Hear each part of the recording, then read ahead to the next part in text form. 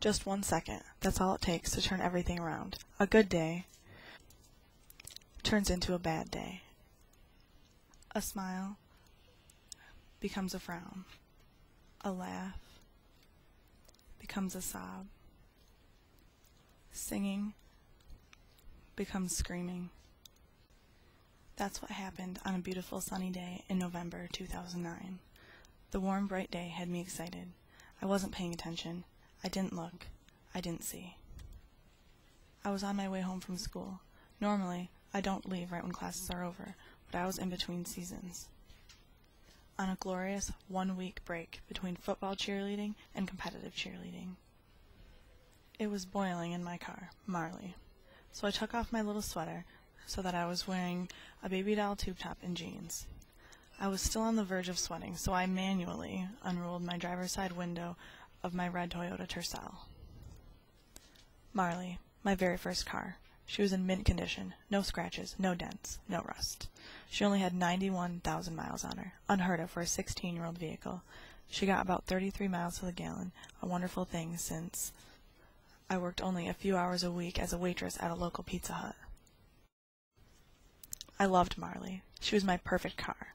Of course, she had a few quirks. A blown speaker, and the overhead light didn't come on when I opened the door, but this stuff didn't bother me. It gave her some character that the other cars in the rows of Spring Lake High School's parking lot were lacking.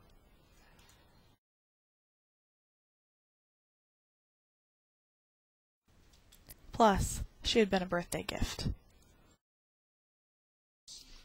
I pulled out of my spot into the unfamiliar after-school traffic. I had my arm out the window, enjoying the pleasantly brisk afternoon air. I was euphoric to be leaving directly after school for the first time since the previous spring.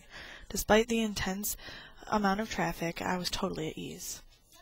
I felt quite cool in my bright red little car with the white dice hanging from the mirror. I reached the front of the line, looked both ways, then turned quickly and accelerated to the measly 25-mile-per-hour school speed limit. Once near the end of the speed zone, I stomped on the pedal, hoping to reach the new speed limit of 55 miles per hour before I got ran over by the impatient Ford Explorer behind me. When I finally reached my designated speed, I had to begin slowing down for the red light ahead of me. My brakes were in tip-top condition. I stopped in the left turn lane with plenty of room between me and the Honda Civic in front of me. I sat waiting, but not impatiently, listening to Party in the USA by Miley Cyrus. I sang along. Although I didn't care much for the song, it was one of those songs with catchy lyrics that I just can't help but sing along with. I sang quietly, so I couldn't hear my out-of-tune voice over the low radio. Finally, the light turned green, and my fellow inexperienced drivers inched forward, some turning right, some left like me, and others going straight. I followed the black car in front of me. I let it round the corner, paused to make sure my way was still clear, and then proceeded. Briefly, only for a second or two, I was distracted by a semi-truck with a large Herman Miller logo running down its side. I looked out my window. The logo was white and orange as always. The sky was bright, clear blue, not a cloud in sight. I could feel the sun beating down on my face and shoulder. It felt wonderful. I turned my attention back to the road. Imposing red brake lights. Too close. I slammed both my feet down, leaned back in my seat. Both hands on the steering wheel, arms straight. The tires screeched. Burning rubber, closer and closer. Impact, a sickly crunch, the smell of sulfur. The airbag hit my face, my chest, my arm.